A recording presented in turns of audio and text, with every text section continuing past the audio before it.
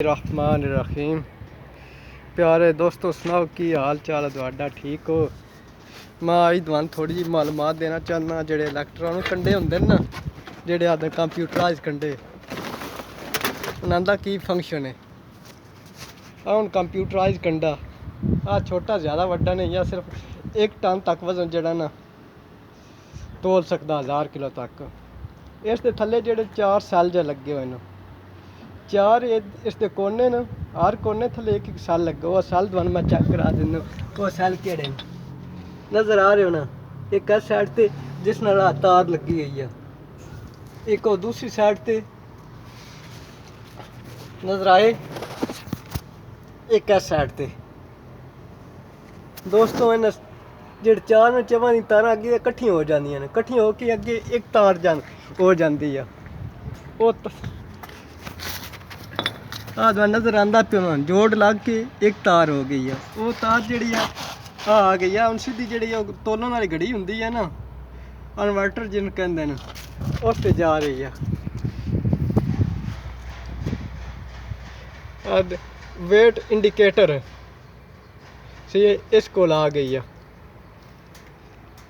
इस दे बटन आन वाला भी है तो 0 वाला भी इस ते लिखे हुआ था। यदि कैलिब्रेशन पहली दफ़ा करना पैंदी है, कैलिब्रेशन हो जाए तो फिर इस तक जे बंद भी करो तो फिर भी 0 ही आंदा। पहली दफ़ा थोड़ा मसला होंदा। इस बटन तो बंद हो जाता, देखते हो बंद हो गया। इस दा पिछली साइड जिहड़ी आ जिहड़ी एक तार लगी हुई है, जिस च 4 तारां ना कलर नज़र आ गए उन्होंने दोनों, सबज सफेद पीला कलर ते काफे कलर, ब्राउन जिसनू कहंदे न। ब्राउन ते पीला कलर जेह्ड़ा ओह् उसदा करंट आला, जिहदे चा चार्जिंग तो बिजली ओह्दे जा रही है। ते सफेद सबज कलर जेह्ड़ी ओह्दों सिग्नल लैके आ रही है, जेह्ड़ा वजन इसनू दसदा। एक चार्ज जेह्ड़ा ओह् लग्गा इसनू 9 वोल्ट दे चार्ज। जे हुण ऑफ कंडा मैं तुहानू ऑन करके दिखाना दोस्तों जी। हुण कंडा साडा जी ऑन हो चुकिया। हुण इस ते कोई थोड़ा जिहा वजन रखते हैं।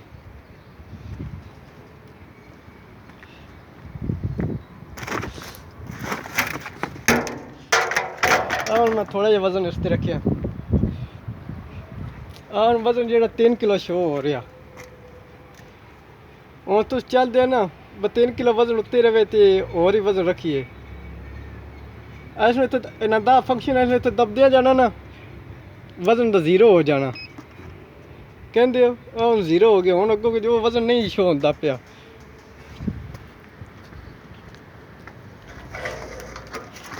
हुण मैं वजन उतार दिता।